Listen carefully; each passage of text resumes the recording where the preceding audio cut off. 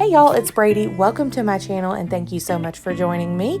Today I've got another Cook With Me video, and today we're making homemade lasagna with a lovely homemade pasta sauce as well as a bechamel sauce. No ricotta here, and it is going to be absolutely incredible.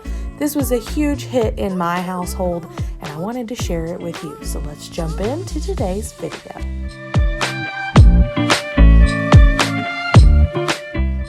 Alright, so let's start with the homemade pasta sauce. It is going to cook all day long, so I actually did this the day before, and then I just popped it in the fridge when it was done that night, and we were good to go. And I also had cooked ground beef, but if not, you're going to want 1.5 pounds of cooked ground beef, and you're also going to need salt, pepper, 2 tablespoons of sugar, 1 15-ounce can of, no, 12-ounce can, I'll get it right one of these days, of tomato paste, 3 of the 28-ounce cans of crushed tomatoes, as well as minced garlic and Italian seasoning, a little bit of extra oregano if you like, and a little bit of olive oil. So I have got my crock pot here, and I'm just going to throw all of that in there, and we're going to let that cook all day long.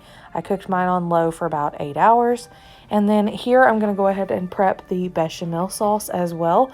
So I have got butter, flour, whole milk, and a little pinch of nutmeg, and that is all you need for an incredible bechamel sauce that you're going to add with your shredded cheese and your sauce and your pasta noodles, and you are going to be set. It is going to be absolutely delicious.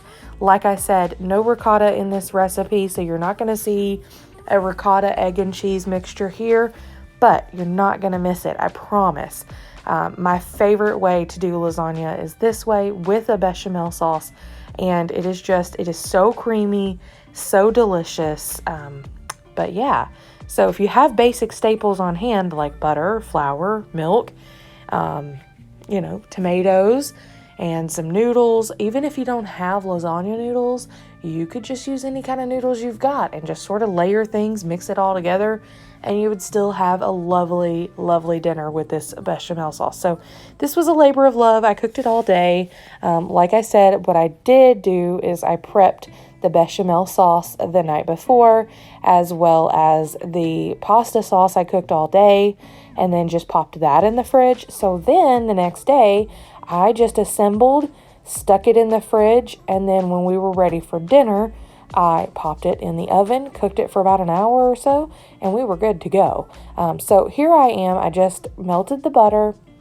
I believe I used 8 tablespoons of butter, but I'll try to leave more accurate descriptions. I'll do my best down in the description box below. I'll always also link you to a recipe for bechamel sauce. But once you've cooked your butter and flour together for a few minutes, then you're going to start whisking in your milk a little bit at a time. I believe I used about 4 cups of milk to this as well. But again, I'll leave you a link to a recipe down below so that you can get this bechamel sauce correctly. So if you see, this is kind of the same pattern as making a gravy. That's pretty much what a bechamel is. You're basically making a roux there with your flour and your butter and then your milk. You're going to add this in, and like I said, I believe I'm right at 4 cups. And so that made us plenty of sauce to make a full 9 by 13 pan size lasagna, and we had more than enough for that. So again, I'll leave that down in the description box for you so you can see exactly the measurements to make your bechamel, but it is easy. It's just a simple process. If you get those steps in order correctly and don't walk away from it, you are going to have to stand here and whisk it because otherwise it'll be lumpy. If you do those steps in order, it is so simple. I promise you, you can do this, and it will look so fancy. But again, so far, all we've done is dump a bunch of things in the crock pot and make a simple gravy type, thing. Now, when I make gravy for gravy and biscuits, I use bacon grease or sausage grease, and then my flour and my butter, or my flour and my milk. I don't usually add butter to that, but it's the same process. You're going to have a fat that you're going to melt, and then you are going to add in flour, cook the flour, raw flour taste out of it for a few minutes. then add in milk and whisk it together. So that's all I've done here. This took about 10 minutes total to melt the butter, cook the flour out, and then cook down the bechamel sauce. But again, you see, I am just whisking, whisking, whisking. So I'm looking for lumps, whisking, whisking, whisking. When I think I've got most of the lumps out, then I add some more milk to use up that full 4 cups. So it is a process. You might be able to get away with dumping all the milk in at one time. I don't recommend that because it is super hard to whisk a pan full of 4 cups of milk when there's going to be tons of lumps to begin with. So that's just my recommendation, but you can try it out with just dumping it all in and see how that goes for you. But for me, I have found that best results is I melt the butter, I add in the flour, cook down 2 minutes, and then I add in my milk and whisk in about a cup at a time until it is done. And you'll be able to tell when it's like a thicker gravy consistency, you'll be good to go. Okay, I'm also going to add in this recipe that I found online called for a pinch of nutmeg. So I did that and I literally just pinched it. It wasn't a ton. It does add a little bit of zip to it. It's like that je ne sais quoi, what is that? That lovely, just extra note of flavor. And so that is how I did it. You can definitely omit this though if you don't have nutmeg. It doesn't taste like pumpkin pie, I promise. You don't really taste pure nutmeg. You just get that bite that's an extra little zip to it, like I said, that makes you go, what is that extra flavor? It is just super complimentary. So when this cooks down, I let it cool, put it in a container, and popped it in the fridge.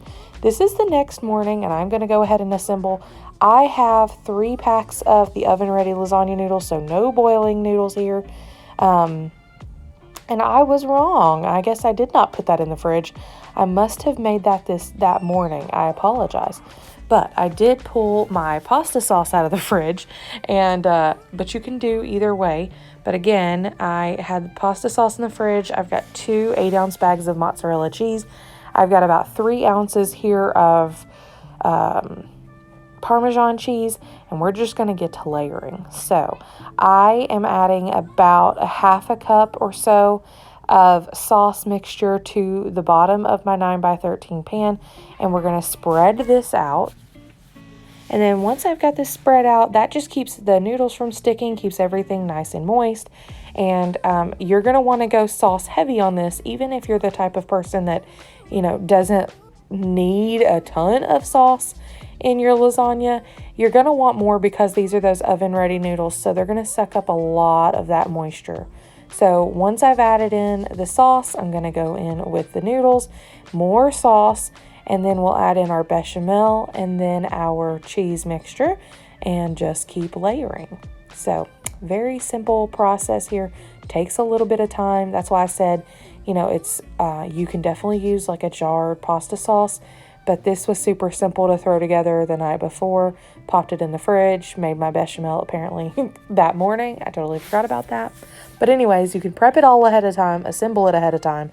You could even freeze this ahead of time and then have it ready to pop into your oven.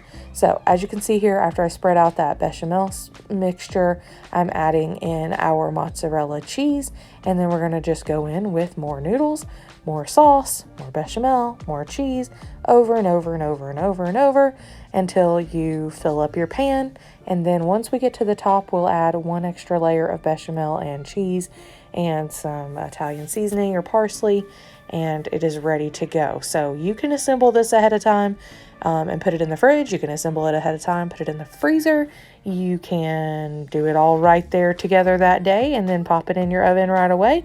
It is totally up to you. If it is frozen, you're going to want to make sure to, of course, remove any plastic wrap if you put that on there. If you cover it with foil, that's fine. I actually bake mine covered with foil for about the first 30 to 40 minutes, and then I take the aluminum foil off and then bake it another 20 to 30 minutes. That is not from frozen though. So if it is from frozen, it's going to take a lot longer, more like an hour and a half total cook time. If it's in the fridge, maybe an hour and 15 minutes. What you're going to be looking for is just that it is done, the cheese is totally melted, and once it's frozen, that cheese being melted with the aluminum foil on it already, that's going to be a good indicator that things are starting to thaw and melt really well. Keep in mind, everything is actually cooked here besides those noodles. So, if you've cooked your ground beef thoroughly and those sorts of things, you shouldn't have any problem. But just for best results, you're going to want to make sure that it does heat evenly throughout. And again, I keep my aluminum foil on for that first little bit because I don't want the cheese to burn, especially if I've just fresh assembled this or I've assembled it and put it in the fridge. I don't want things to burn before the center is cooked through and everything is good and melty on the inside and those noodles are done. I want to make sure that I time it to where everything is done at about the same time. So, like I said, we're just layering. I think I got 4 layers, maybe 5 here. But again, just spread out your sauce. This made quite a bit of sauce because keep in mind we did use 3 cans that are the 28-ounce cans, plus, all of our additions and our meat. So, it was quite a bit of sauce, but it was perfect. It seems like a lot, but it was perfect. So if you're in a hurry and you want to assemble this and you're like, okay, I've got some jarred pasta sauce, I would say you're going to need probably 3 jars of pasta sauce to make this. This is not a light dish. It is heavy. The pan is heavy.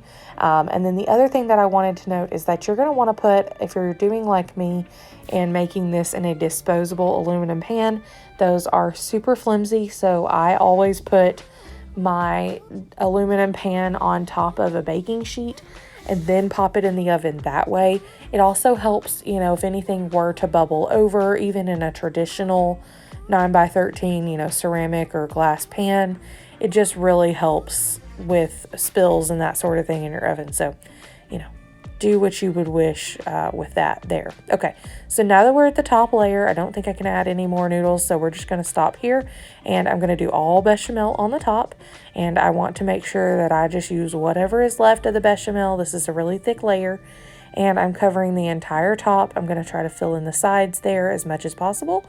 Then we're going to go in with what's left of our mozzarella cheese, and we'll also sprinkle in our Parmesan cheese. That is grated Parmesan cheese, but you could use shredded, fresh, whatever you want. And then the parsley flakes as well on top. So if you don't have parsley flakes, you can just use nothing. You can use Italian seasoning. You can do whatever you have on hand that you prefer. So there's a ton of cheese in this, but it is so good. It is so melty and delicious. Y'all, this is a huge hit. My husband is like, don't make lasagna any other way. This is perfect. So if you love lasagna, I know that you're going to love this. So here we go.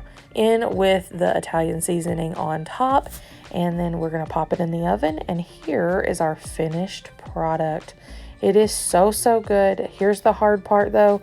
You need to let it rest for a few minutes, about 10 minutes before you try to serve it, or else it's all just going to fall apart on you. But this was a huge hit in my house. Let me know what you think in the comments down below, and let me know if you try it, because you are not going to regret this. This was absolutely incredible. We served it with some garlic bread and a side salad, and it was a ginormous hit around here. And of course, we had leftovers for days. Until next time, y'all, I'll see you in the comments below. Bye-bye.